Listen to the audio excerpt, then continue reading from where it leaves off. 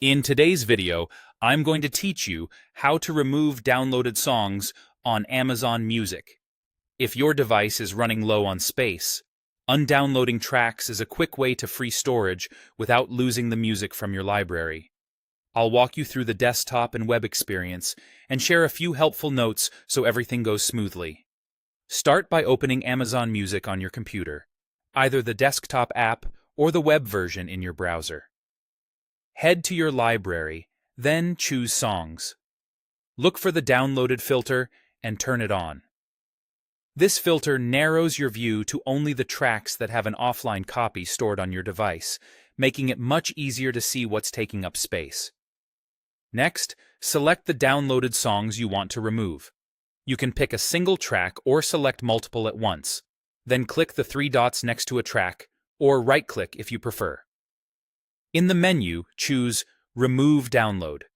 On some versions, you may see a downloaded indicator you can simply uncheck. Both options do the same thing. They remove the offline file from your device, immediately freeing up storage, while leaving the track in your Amazon Music library so you can still stream it anytime. If you want to remove all downloaded music in one go, first find where the app stores offline files. Go to your profile, open Settings, and look for Offline Download Location. This shows the folder Amazon Music uses for your downloads. Once you have that location, open it in your file manager and clear the offline folder manually. This deletes the stored audio files from your device, which reclaims space without removing the songs from your library. A few notes to keep in mind. Removing a download never deletes the song from your Amazon Music library.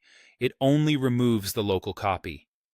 Menu names and placements can vary slightly between app versions or platforms, so if something looks different, rely on the downloaded filter to confirm which tracks are stored offline. Also, some users report that the Remove Download option doesn't always appear for individual tracks, depending on the version or device.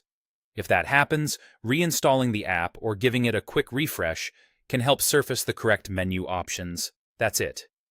Use the downloaded filter to target specific tracks, or clear the offline folder to remove everything at once. Either way, you'll free up storage while keeping your music ready to stream whenever you need it.